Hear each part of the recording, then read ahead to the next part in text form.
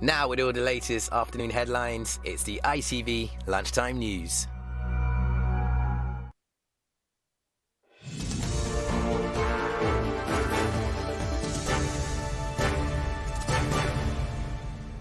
Good afternoon, I'm Sangeeta Kandola. The Chancellor has announced £1 billion worth of extra financial support for businesses impacted by the latest wave of coronavirus.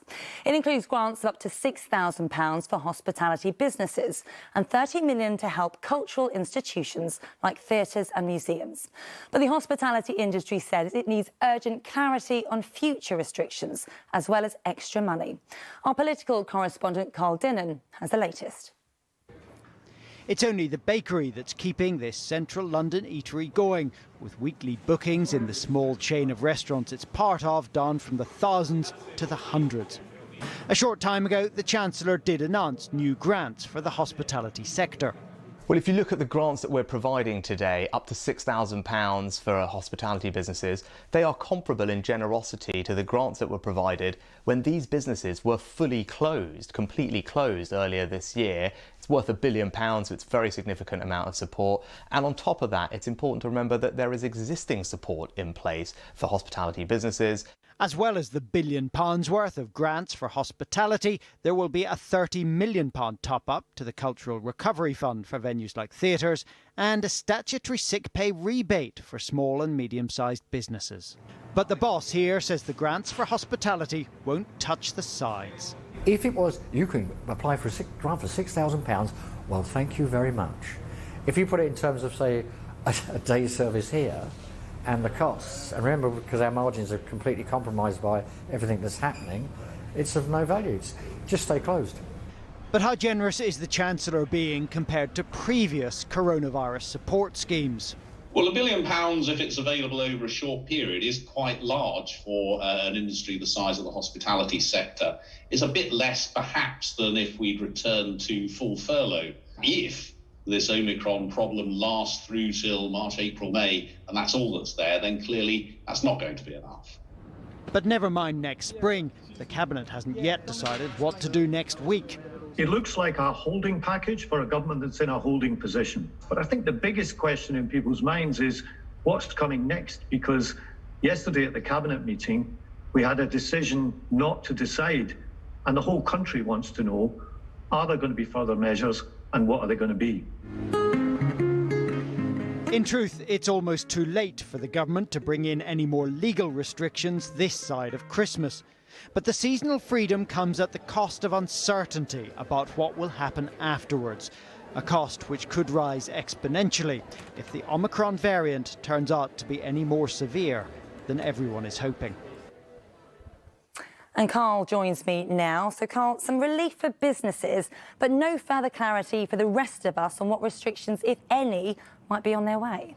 No, not yet. And the government is hoping to have more data that it can work with today or tomorrow, particularly on just how severe Omicron might be and how many hospitalisations you might get per 1,000 or so infections. But that data won't necessarily be as clear as ministers are hoping for. They're said to have three options on the table, possibly some guidelines on social mixing.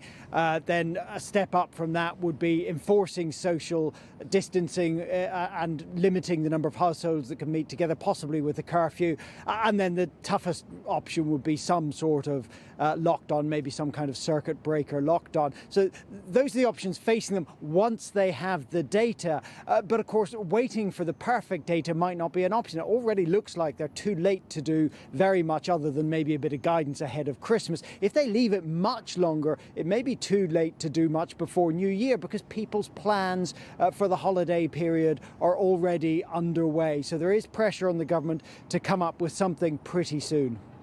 OK, Carl, thank you very much.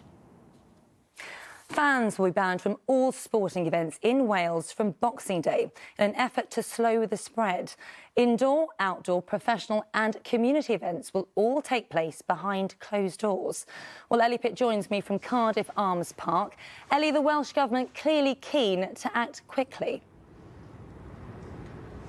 They are, Sangeeta. I mean, only on Friday, the Welsh Government announced that nightclubs are closing from the 27th in Wales. Fast forward a few days, and overnight they've confirmed that from Boxing Day, no one will be able to watch any sporting fixtures in person, inside or outside, and that's sport at any level. It means there'll be no fans in the stands here for Cardiff Rugby's match against Scarlets. In Chepstow at the racecourse, there's been 6,000 tickets sold for the Welsh Grand National. They'll all have to stay away now.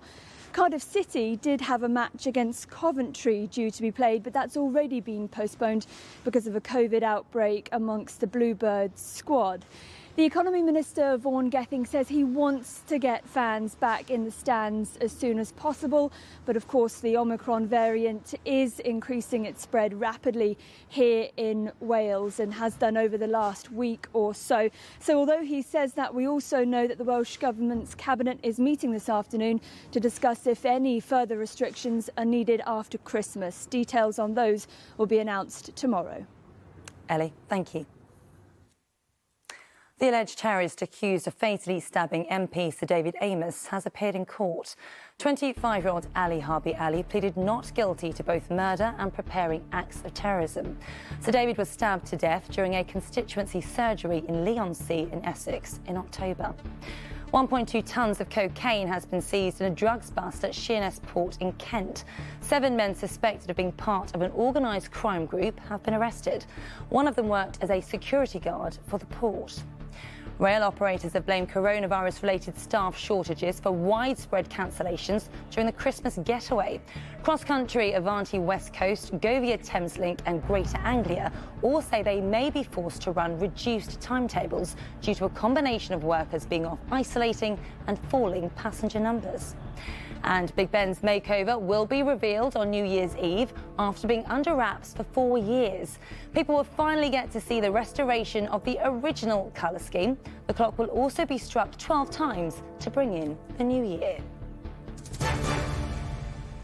Now, the country has relied on the goodwill of volunteers for the last month to make sure the booster programme can go full speed ahead. Last week, we saw record numbers of people getting their third jab. This morning, some of the army of volunteers got a special thank you, a delivery of lunchboxes and Christmas presents, while they worked to get more people vaccinated. We all live in a society where we should all sort of rub along together, so helping out even in a very small way has definitely helped me get through the pandemic. You know, it's just great to know that in a very, very small way, you know, I could have possibly made a difference to their day, you know, and I don't know, it sort of makes me sort of tear up a little bit, really. And finally, I hope you're making the most of the day because the sun is going down soon. Today is winter solstice. These pictures were taken at sunrise this morning in Glasgow in what is the shortest day of the year. On or around this date every year is when the northern hemisphere is tilted the most away from the sun, effectively shortening the amount of light that we get. The good news is that the days begin getting longer again from tomorrow, so bring on spring.